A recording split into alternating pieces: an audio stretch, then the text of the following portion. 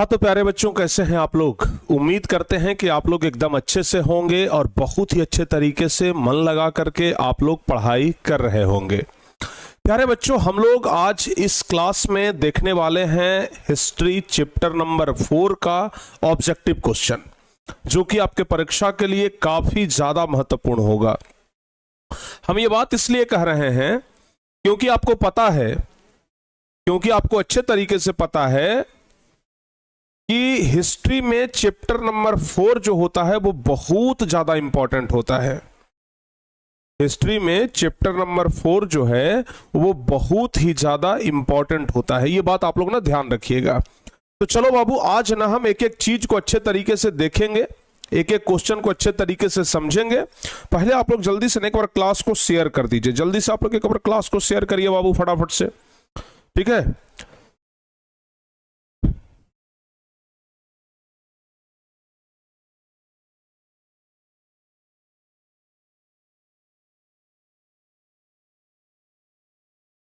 चलिए बाबू, फटाफट से ना आप लोग तैयार हो जाइए। एक बार क्लास को आप लोग ना शेयर कर दीजिए, ठीक है। सभी बच्चे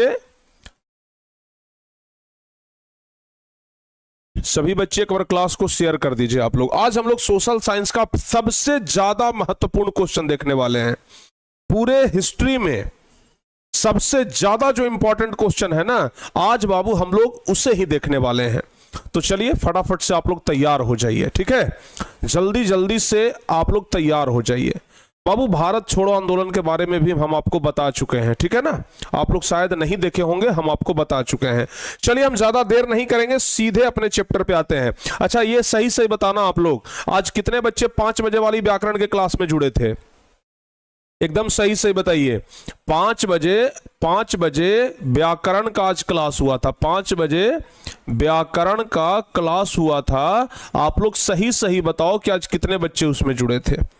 5 बजे वाली व्याकरण के क्लास में कितने बच्चे जुड़े थे? जल्दी से बताइए। 5 बजे वाली व्याकरण के क्लास में आज कितने बच्चे जुड़े थे? जल्दी से बताओ बाबू। आप लोग जुड़े थे तो एकदम सही सही बताइएगा। अगर नहीं जुड़े थे तो कल से आप लोग 5 बजे जुड़िएगा, ठीक है ना।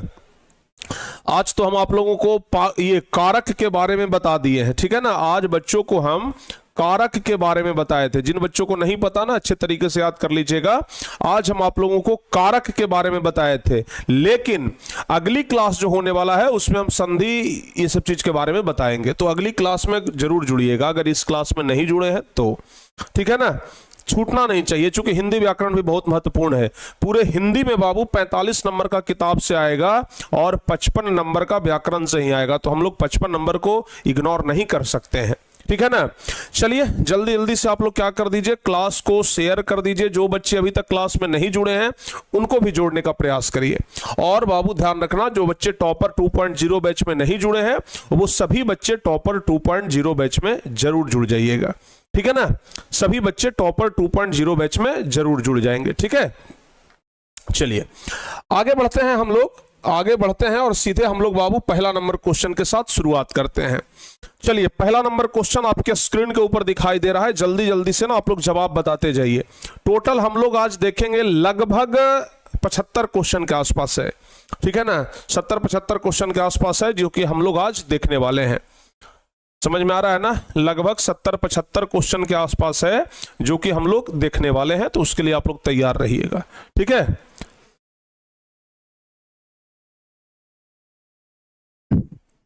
बिल्कुल। कह रहा है कि भारतीय राष्ट्रवाद के उदय का सबसे प्रमुख कारण क्या था? पहला नंबर क्वेश्चन देखते हैं कितने बच्चे बता पाते हैं। भारत में राष्ट्रवाद का सबसे प्रमुख कारण आप लोग को बताना है। तो भारत में राष्ट्रवाद का सबसे प्रमुख कारण क्या था बाबू? अंग्रेजी शासन के विरुद्ध असंतोष ही था ना। तो पहला का ए नंबर ऑप्शन सही जवाब हो जाएगा। जो बच्चे पहला का ए नंबर ऑप्शन बता रहे हैं उनका जवाब एकदम सही है। अगर पहला का ए नंबर ऑप्शन बता रहे हो ना तो आपका जवाब एकदम सही है। चलिए दूसरा नंबर क्वेश्चन कह रहा है ब्रह्म समाज की स्थापना किसने की? ये इस चैप्टर का सवाल नहीं है लेकिन है बड़ा इंपॉर्टेंट। हाँ, इस चैप्टर का ही बन सकता है, बिल्कुल हाँ, इसी चैप्टर का है। ब्रह्म समाज की स्थापना, ब्रह्म समाज की स्थापना कौन किए थे? क्लास को जल्दी से एक बार शेयर कर दीजिए आप लोग। बताइए तो ब्रह्म समाज की स्थापना कौन किए थे बाबू? जवाब क्या होगा? ब्रह्म समाज की स्थापना किए थे राजा राम मोहन राय। ब्राह्म समाज की स्थापना कौन किए थे? राजा राम मोहन राय, ध्यान रखिएगा। अगला तीसरा नंबर क्वेश्चन पर हम बात कर लेते हैं। तीसरा नंबर क्वेश्चन है कि आर्म्स एक्ट किसने लागू किया था? आर्म्स एक्ट, जिसको कि प्यारे बच्चे हम लोग कहते हैं शस्त्र अधिनियम, शस्त्र अधिनियम, ठीक है ना। आप लोग को बताए थे कि पहले वर्नाक्यूलर प्रेस एक्ट आया और उसके बाद फिर आर्म्स एक्ट आया जो कि शस्त्र अधिनियम था, और इसे पारित करने वाला कौन था? पारित करने वाला कौन था? लॉर्ड लीटन था। तो जवाब क्या हो जाएगा? लीटन। सी नंबर ऑप्शन सही जवाब होगा। कौन सा? सी ऑप्शन राइट आंसर है। चलिए आगे बढ़ते हैं। चौथा नंबर क्वेश्चन, चौथा नंबर क्वेश्चन कह रहा है बंगाल विभाजन के परिणाम स्वरूप किस आंदोलन की शुरुआत हुई?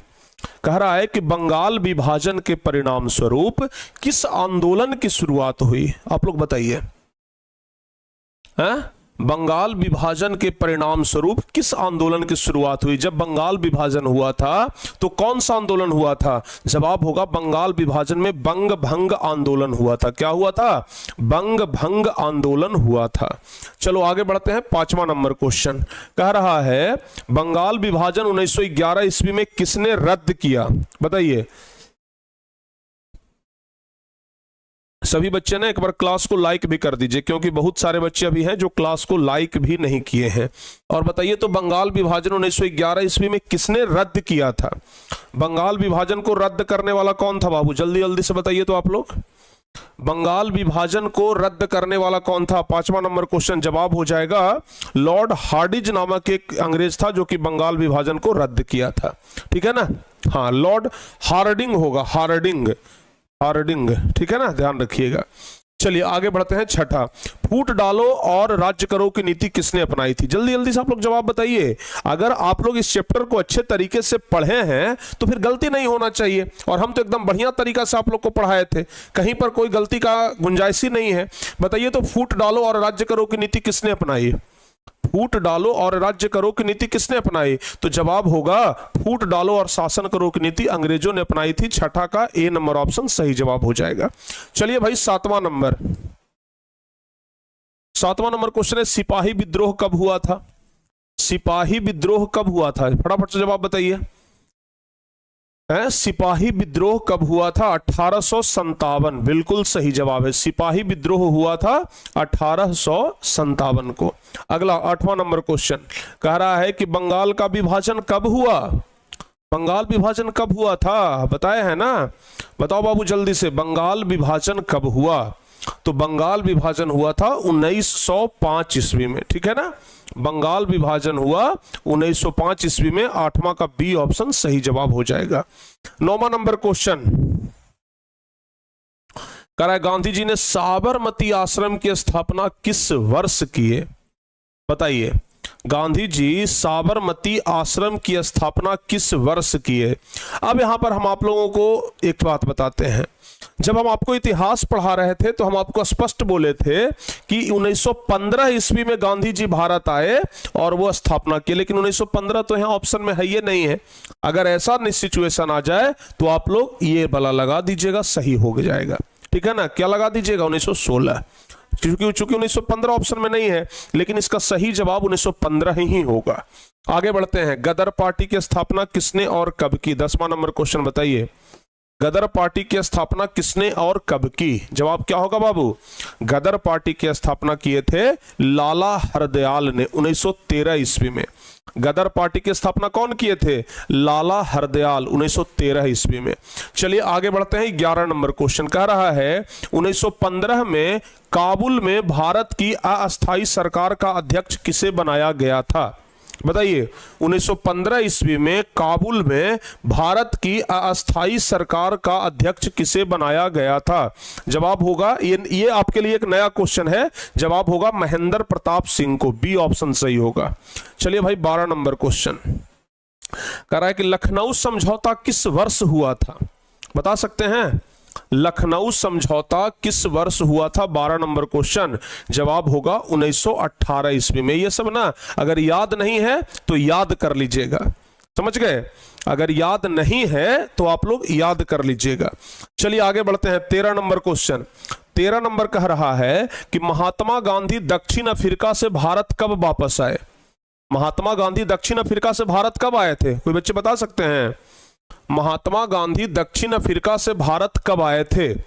बताइए। दक्षिण अफ्रीका से भारत आए थे 1915 ईस्वी में, और इसी वर्ष वो साबरमती आश्रम की स्थापना भी किए थे। तो 13 का सी ऑप्शन सही जवाब होगा।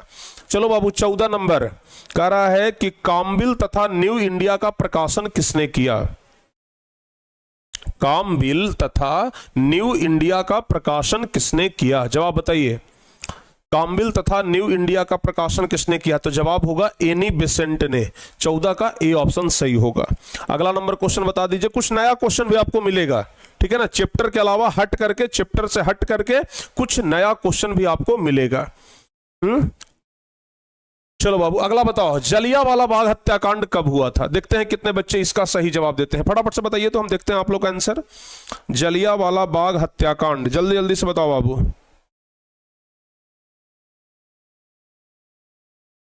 जल्दी जल्दी से बता दीजिए कि जलियांवाला बाग हत्याकांड कब हुआ था? कोई बच्चे बता सकते हैं? जलियांवाला बाग हत्याकांड कब हुआ था? बाबू जल्दी जल्दी से आप लोग इसका जवाब बताइए। जलियांवाला बाग हत्याकांड कब हुआ? तो क्या 1919 ईस्वी में 13 अप्रैल 1919। तो 15 का ए ऑप्शन सही जवाब हो जाएगा। जो बच्चे 15 का ए ऑप्शन बता रहे हैं उनका जवाब बिल्कुल सही है। चलिए 16 नंबर, जलियांवाला बाग हत्याकांड के विरोध में किसने कैसरे ए हिंद की उपाधि को लौटा दिया? बताइए वो कौन से ऐसे व्यक्ति थे जिसने जलियांवाला बाग हत्याकांड के विरोध में कैसरे ए हिंद की उपाधि को हटा दिया, लौटा दिया? जवाब बताइए तो कौन सा होगा? महात्मा गांधी ना सर। 12 नंबर क्वेश्चन क्या कर रहा है? 12 लखनऊ समझौता किस वर्ष हुआ था? लखनऊ समझौता किस वर्ष हुआ था? गड़बड़ा रहा है क्या?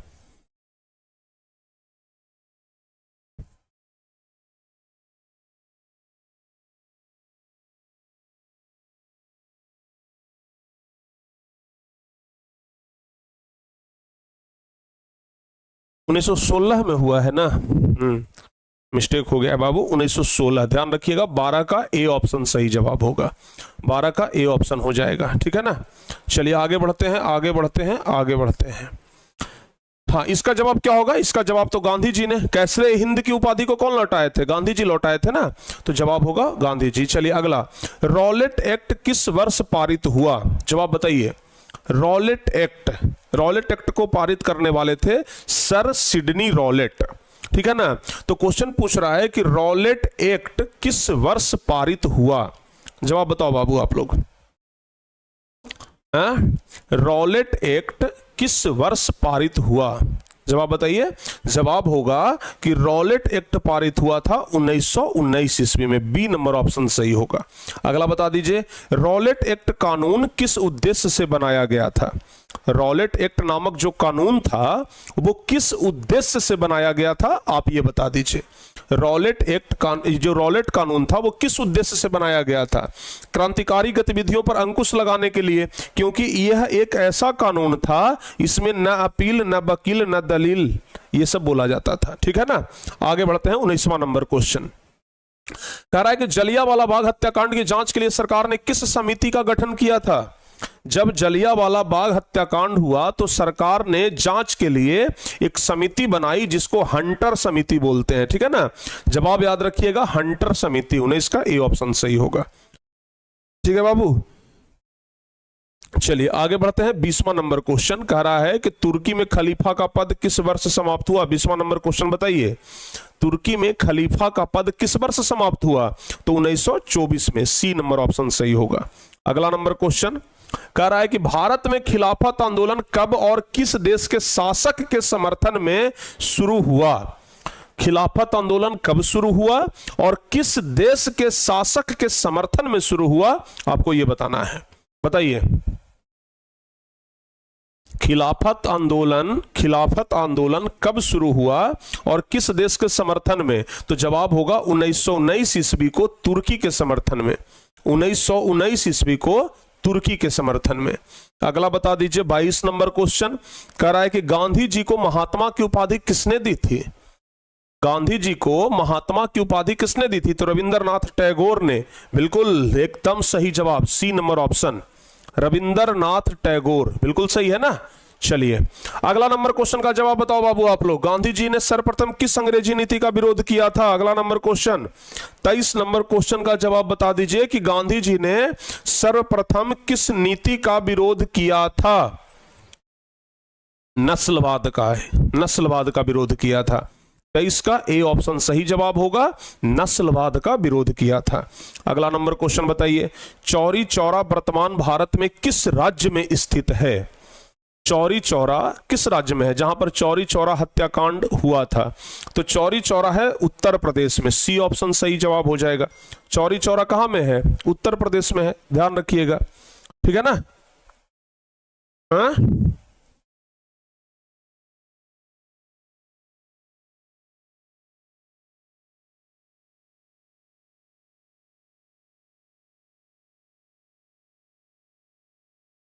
समझ में आ रहा है बाबू?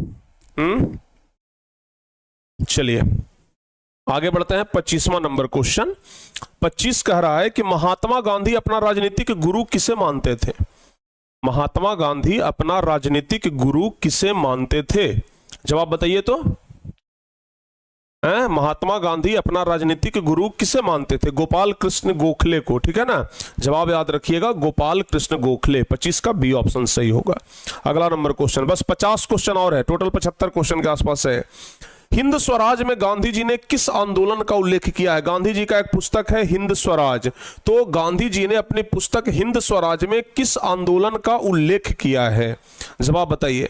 गांधी जी हिंद स्वराज में, ध्यान रखिए, गांधी जी अपनी पुस्तक हिंद स्वराज में असहयोग आंदोलन का क्या किए हैं? चर्चा किए हैं, ठीक है ना बाबू। आगे बढ़ते हैं। चौरी चौरा कांड के बाद महात्मा गांधी ने किस आंदोलन को वापस लिया? चौरी चौरा के बाद महात्मा गांधी किस आंदोलन को वापस लिए? तो चौरी चौरा के बाद महात्मा गांधी असहयोग आंदोलन को वापस लिए। चौरी चौरा के बाद महात्मा गांधी असहयोग आंदोलन को क्या किए? वापस लिए, ध्यान रखिएगा। अगला 28वां नंबर क्वेश्चन बाबू, ध्यान रखना आप लोग। 28वां नंबर क्वेश्चन है, असहयोग आंदोलन का प्रस्ताव कांग्रेस के किस अधिवेशन में पारित हुआ? बताइए, असहयोग आंदोलन का प्रस्ताव कांग्रेस के किस अधिवेशन में पारित हुआ? यहां पर 28वां नंबर क्वेश्चन का जवाब आपको बताना है, और आपको हम बताए थे कि असहयोग आंदोलन का जो प्रस्ताव है वो कलकत्ता अधिवेशन में पारित हुआ था। तो लिखेंगे असहयोग आंदोलन का प्रस्ताव कलकत्ता, 4 सितंबर 1920 को कलकत्ता अधिवेशन में पारित हुआ है। अगला नंबर क्वेश्चन ध्यान रखिएगा, महात्मा गांधी ने किस पत्रिका का संपादन किया? कह रहा है कि महात्मा गांधी किस पत्रिका का संपादन किए? तो जवाब क्या होगा? महात्मा गांधी किस पत्रिका का संपादन किए? तो लिखेंगे कि महात्मा गांधी यंग इंडिया नामक पत्रिका का संपादन किए, सी ऑप्शन सही होगा। महात्मा गांधी यंग इंडिया नामक पत्रिका का संपादन किए। चलिए 30वां नंबर क्वेश्चन, सविनय अवज्ञा आंदोलन किस यात्रा से शुरू हुआ?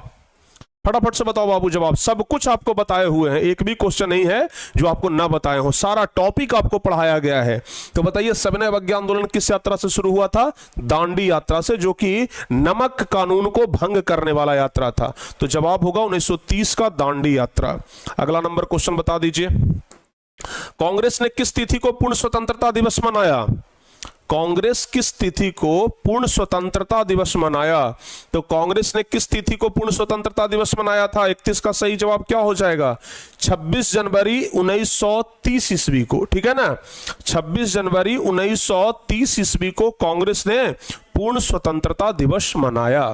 आगे बढ़ जाते हैं। अब नेहरू रिपोर्ट किस वर्ष प्रस्तुत किया गया था? नेहरू रिपोर्ट किस वर्ष प्रस्तुत किया गया था? जवाब बताइए। नेहरू रिपोर्ट, तो जवाब होगा 1931 को। नेहरू रिपोर्ट 1931 को प्रस्तुत किया गया था। चलो भाई 33 नंबर क्वेश्चन, साइमन कमीशन किस वर्ष भारत आया था? बताइए, साइमन कमीशन भारत कब आया? कोई बच्चे बता सकते हैं?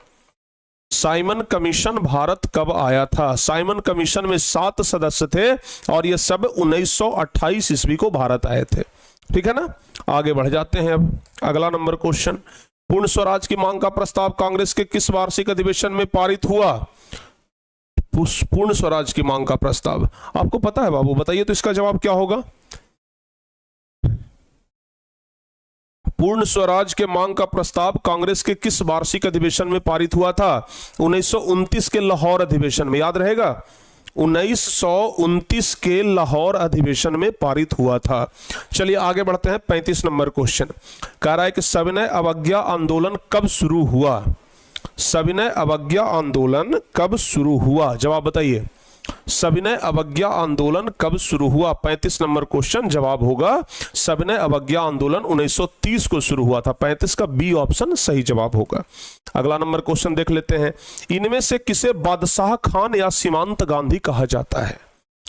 बादशाह खान या सीमांत गांधी कहते हैं खान अब्दुल गफ्फार खान को। किसको? खान अब्दुल गफ्फार खान को हम लोग बादशाह खान या सीमांत गांधी भी कहते हैं। आगे बढ़ जाते हैं। 37 नंबर। 37 नंबर कह रहा है कि नमक कानून कब भंग हुआ? नमक कानून कब भंग हुआ? बच्चों बताओ जल्दी से, नमक कानून कब भंग हुआ? 6 अप्रैल 1930 ईस्वी को नमक कानून भंग हुआ था। 5 अप्रैल को पहुंचे थे और 6 अप्रैल को नमक कानून भंग किए थे। आपको सब बता चुके हैं। 37 का बी ऑप्शन सही है। आगे बढ़ते हैं बाबू 38 नंबर क्वेश्चन में। 38 नंबर कह रहा है कि गांधी जी ने दांडी यात्रा किस तिथि को आरंभ किए? गांधी जी किस तिथि को दांडी यात्रा आरंभ किए? जवाब बताइए। 32। क्या कह रहा है 32 भाई? ओहो, सॉरी मिस्टेक हो गया बाबू, ठीक है ना। नेहरू रिपोर्ट कब पारित हुआ था? आप लोग को हम बताए थे नेहरू रिपोर्ट के बारे में। क्या कौन है? आप लोग को बताए थे ना। एक मिनट,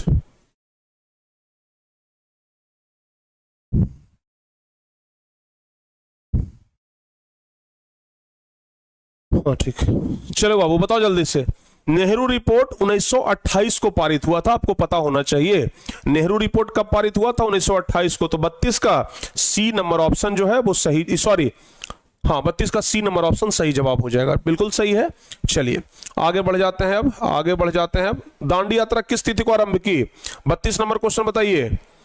32 नंबर अभी हम आपको बताए हैं कि 6 अप्रैल को पहुंचे थे, तो जाहिर सी बात है मार्च में शुरू हुआ होगा। तो 12 मार्च 1930 को दांडी यात्रा शुरू हुआ था, ठीक है ना। सी 38 का बाबू सी नंबर ऑप्शन सही जवाब हो जाएगा। आगे बढ़ जाते हैं। 39 नंबर। 39 नंबर कह रहा है नमक का, अच्छा ठीक, नमक कानून भंग करने के लिए गांधी जी ने किस स्थान को चुना? नमक कानून को भंग करने के लिए गांधी जी कौन सा स्थान चुने थे? तो जवाब होगा नमक कानून भंग करने के लिए गांधी जी दांडी नामक स्थान को चुने थे। 39 का ए ऑप्शन सही होगा। अगला नंबर क्वेश्चन बताइए। चौकीदारी कर के विरोध में कहां आंदोलन हुआ था भाई? चौकीदारी कर के विरोध में बिहार में ना आंदोलन हुआ था, आपको तो पता होगा। चौकीदारी कर के विरोध में आंदोलन कहां हुआ था? बिहार में हुआ था। तो जवाब होगा 40 का ए ऑप्शन। 40 का जो बच्चे ए ऑप्शन बता रहे हैं बिल्कुल सही जवाब है, ठीक है ना। चलिए आगे बढ़ जाते हैं। अगला, मैकडोनाल्ड ने सांप्रदायिक निर्णय की घोषणा किस वर्ष की थी? ये तो होगा 1932 ईस्वी में। आप लोग के लिए नया क्वेश्चन है। 41 का सी नंबर ऑप्शन आप लोग ध्यान रखिएगा। 1932 में पूना समझौता किसके बीच हुआ? पूना समझौता हुआ था गांधी और अंबेडकर के बीच में, ठीक है ना। पूना समझौता हुआ था गांधी और अंबेडकर के बीच में। आगे बढ़ते हैं। 43 नंबर क्वेश्चन कह रहा है किस समझौता को दिल्ली समझौता के नाम से जाना जाता है? गांधी इरविन के बीच में जो समझौता हुआ था उसी को ना दिल्ली समझौता कहते हैं। तो जवाब होगा गांधी इरविन समझौता को दिल्ली समझौता के नाम से जानते हैं। ए नंबर ऑप्शन सही जवाब हो जाएगा जी। अगला नंबर क्वेश्चन है 44 नंबर। कह रहा है कि अखिल भारतीय किसान सभा का गठन कहां और कब हुआ? अखिल भारतीय किसान सभा का गठन कहां और कब हुआ? तो 44 नंबर क्वेश्चन का जवाब क्या होगा? अखिल भारतीय किसान सभा का गठन 1936 में ये लखनऊ में हुआ था, ठीक है ना। लखनऊ 1936। तो बाबू ध्यान रखना सी नंबर ऑप्शन सही जवाब हो जाएगा। आगे बढ़ते हैं। 45 नंबर क्वेश्चन कह रहा है कि गांधी जी ने सत्याग्रह का पहला प्रयोग कहां किया था? सत्याग्रह का पहला प्रयोग किए थे वो कहां में? चंपारण में, जब तिनकठिया प्रणाली के विरुद्ध में वो गए थे। नील की खेती करने वाले किसानों के समर्थन में गए थे। अखिल भारतीय किसान सभा का गठन 1936 में कहां हुआ था बाबू? 46 नंबर क्वेश्चन का जवाब बता दीजिए, ठीक है ना। अखिल भारतीय किसान सभा का गठन लखनऊ में हुआ था, अभी तो जस्ट बताए हैं यहां पर, ठीक है ना। आगे बताइए, किसान दिवस किस दिन मनाया जाता है? किसान दिवस किस दिन मनाया जाता है? देखो, मजदूर दिवस अलग है और किसान दिवस अलग है। मजदूर दिवस तो 1 मई को मनाते हैं, ये तो सबको पता है। मजदूर दिवस 1 मई को मनाते हैं। यहां कह रहा है कि किसान दिवस किस दिन मनाया जाता है? 47 नंबर क्वेश्चन। तो जवाब होगा 1 सितंबर 1936 को मनाया जाता है किसान दिवस। आगे कह रहा है, 3 कठिया प्रणाली किन पर लागू हुई थी? 3 कठिया प्रणाली किन पर लागू हुई थी? जवाब बताओ। 3 कठिया प्रणाली किन पर लागू हुई? तो 3 कठिया प्रणाली लागू हुई थी श्रमिकों पर और किसानों पर। जवाब हो जाएगा किसानों पर। जवाब होगा 48 का डी नंबर ऑप्शन। जो बच्चे 48 का डी नंबर ऑप्शन बता रहे हैं बिल्कुल सही है, ठीक है ना। आगे बढ़ जाते हैं भाई। अगला नंबर क्वेश्चन क्या कह रहा है? वल्लभ भाई पटेल को सरदार की उपाधि किस किसान आंदोलन के दौरान दी गई? सरदार वल्लभ भाई पटेल को सरदार की उपाधि किस किसान आंदोलन के दौरान दी गई? तो जवाब होगा बारदौली किसान आंदोलन के दौरान। बारदौली किसान आंदोलन के बारे में हम आपको बताए थे। आगे बढ़ते हैं। All India trade union Congress AITUC, all India trade union Congress यानी AITUC की स्थापना किस वर्ष हुई? बताइए। All India trade union Congress 1920 ईस्वी, ठीक है ना। आगे बढ़ते हैं। आगे कह रहा है कि all India trade union Congress के अध्यक्ष कौन थे? All India trade union Congress के अध्यक्ष कौन थे? तो जवाब होगा all India trade union Congress के अध्यक्ष थे लाला लाजपत राय, ठीक है ना। बी ऑप्शन सही है। All India trade union Congress के अध्यक्ष कौन है? जवाब होगा all India trade union Congress के अध्यक्ष लाला लाजपत राय हैं। आगे बढ़ते हैं। 52 नंबर क्वेश्चन। 52 नंबर कह रहा है कि टाना भगत आंदोलन का नेतृत्व किसने किया था? बताइए तो। टाना भगत आंदोलन का नेतृत्व किसने किया था? तो जतरा भगत ने किया था ना। बी ऑप्शन सही जवाब होगा। जतरा भगत के बारे में आपको हम बताए थे। आगे बढ़ते हैं। खोंड विद्रोह कहां और कब शुरू हुआ? 53 नंबर क्वेश्चन। खोंड विद्रोह शुरू हुआ था बाबू उड़ीसा में 1914 ईस्वी में, याद रखिएगा, ठीक है ना। खोंड विद्रोह हुआ था उड़ीसा में 1914 में। हाँ, एक बच्चे कह रहे हैं कि सर मैथ वाले टाइम में आप क्लास ले लीजिए। बाबू अभी ना इसके बाद हमको 9th का एक क्लास लेना होता है, ठीक है ना। 9th का एक क्लास लेना होता है, तो इसलिए थोड़ा सा अभी हम व्यस्त हैं, ठीक है ना। 9th वाले बच्चों को छुट्टी देना फिर पड़ जाएगा। चलो आगे बढ़ जाते हैं। आप लोग को पता होना चाहिए, सुबह में हम सबसे पहला क्लास आप लोग का लेते हैं। 7 बजे से क्लास लेते हैं ना। सुबह में सबसे पहला क्लास हम आप ही लोग का लेते हैं, समझ गए। पहला क्लास लेने के बाद, ठीक है ना, हम बढ़िया से नहा उहा करके खा पी करके निकल जाते हैं और फिर ऑफलाइन में क्लास लेते हैं, समझ गए। आप लोग को पता होगा जहानाबाद में ऑफलाइन सेंटर है, तो ऑफलाइन में क्लास लेते हैं। ऑफलाइन में क्लास लेने के बाद जब आते हैं तो 5 बजे से 12th वाले बच्चों का क्लास लेते हैं, जो कि आज आप लोग देखबे किए थे कि व्याकरण का क्लास चलता है 12th चैनल पे, ठीक है ना। तो वहां पर क्लास लेते हैं 11th 12th वाले बच्चों का। फिर उसके बाद आपका क्लास लेते हैं, फिर 9th वाले बच्चों का क्लास लेते हैं। इतना सारा क्लास भाई एक दिन में हमें लेना पड़ता है, ठीक है ना। इतना सारा क्लास हमें एक दिन में लेना पड़ता है, सोच रहे हैं बात को, बहुत ज्यादा। चलिए आगे बढ़ जाते हैं। 54 नंबर क्वेश्चन। 54 नंबर क्वेश्चन पर बात करते हैं। 1921 का मोपला विद्रोह किसके नेतृत्व में हुआ था? जवाब बताइए।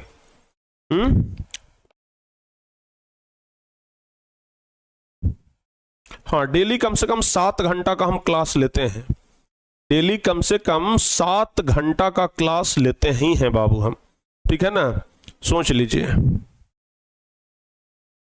चलो बताइए तो 1921 इसका बता दिया ना।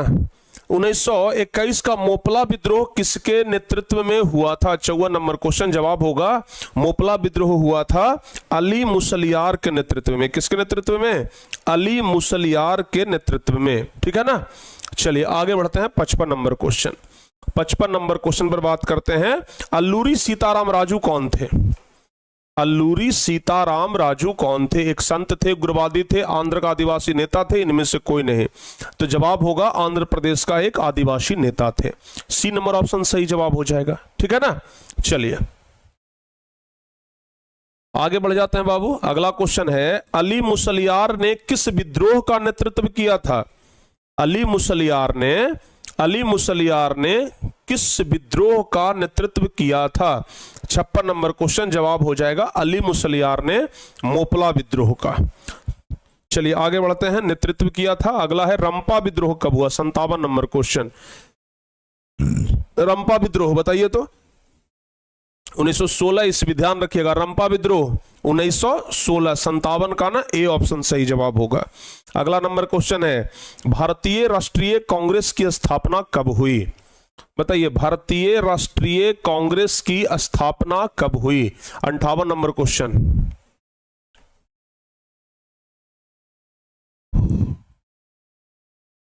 जल्दी से बताओ बाबू, जल्दी जल्दी से बताइए आप लोग, फटाफट से।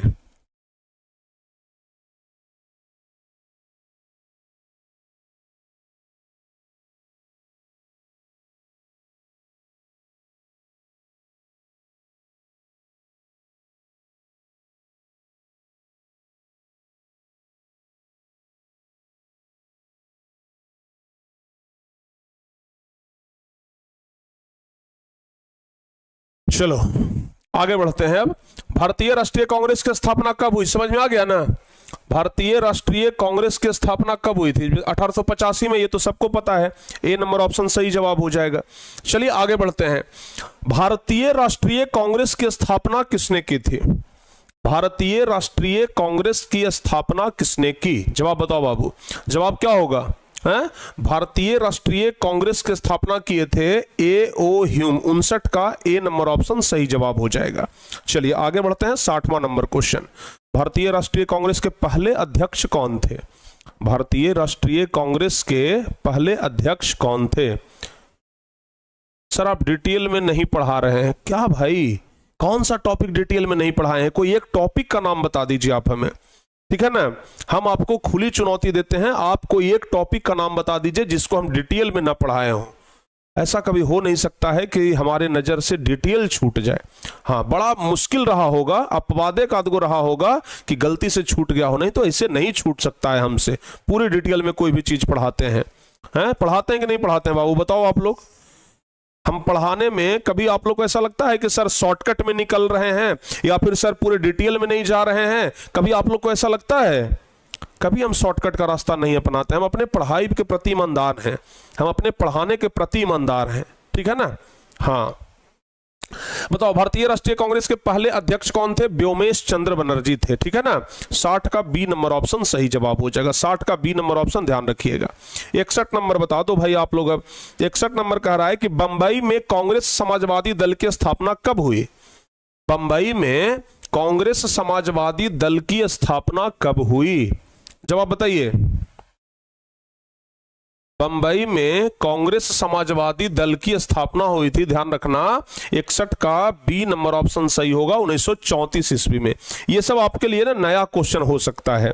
अगला, किसने 1920 ईस्वी में ताशकंद में भारतीय कम्युनिस्ट पार्टी की स्थापना की? बताइए तो भाई। 62 नंबर क्वेश्चन, ताशकंद में कम्युनिस्ट पार्टी की स्थापना किए थे एम.एन. राय ने।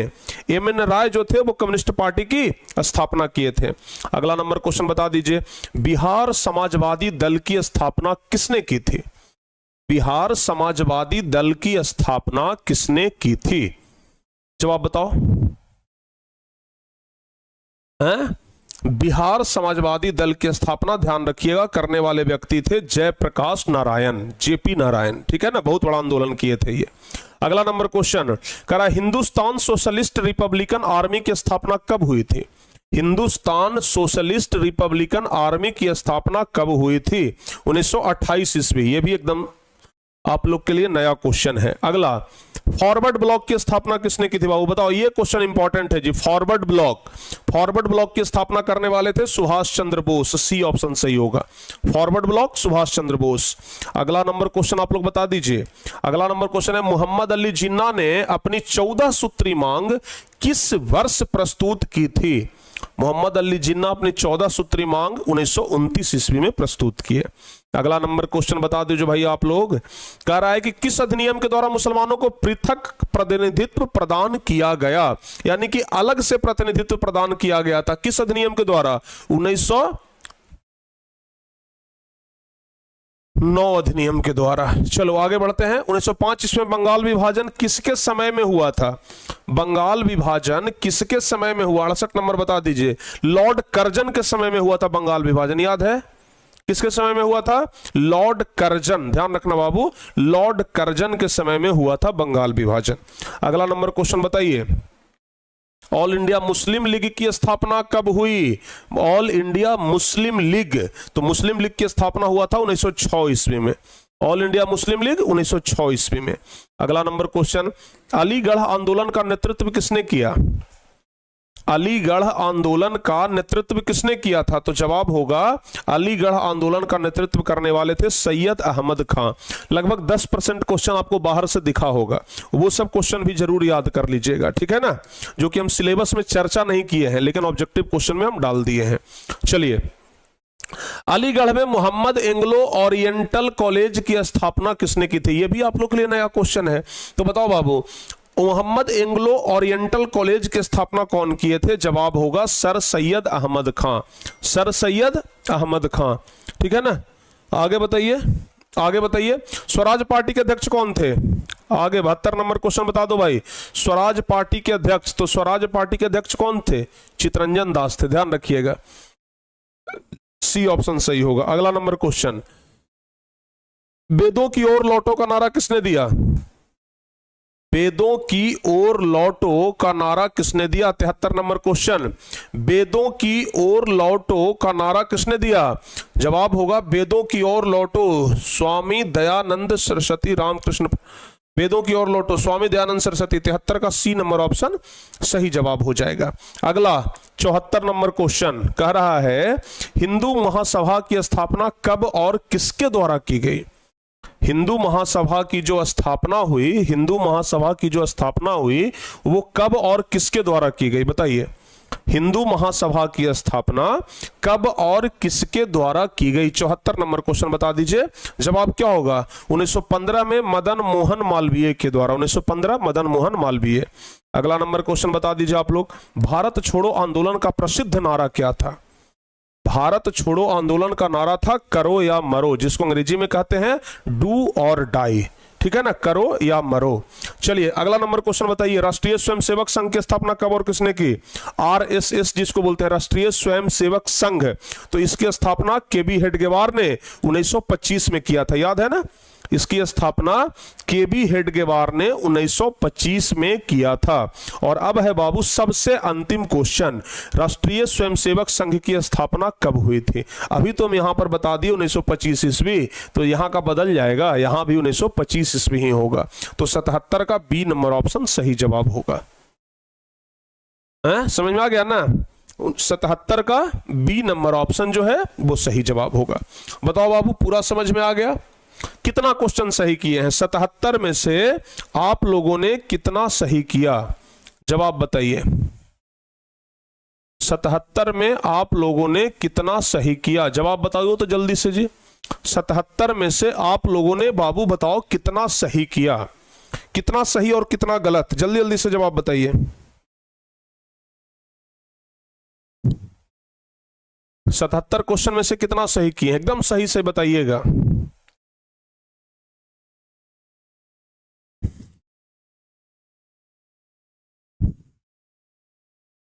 कितना सही और कितना गलत किए हैं?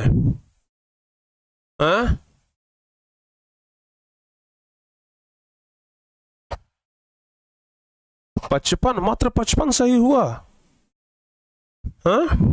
70, 71, 77, 74, चलो कोई बात ना, ठीक है ना।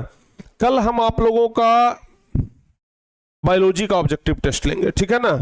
कल जो चैप्टर हम पढ़ाए हैं नियंत्रण एवं समन्वय, तो कल प्यारे बच्चों बायोलॉजी का, कल बायोलॉजी, ठीक है ना, कल बायोलॉजी करवाएंगे, ठीक है ना, कल क्या करवाएंगे, बायोलॉजी करवाएंगे। तो उसके लिए आप लोग भी तैयार रहिएगा।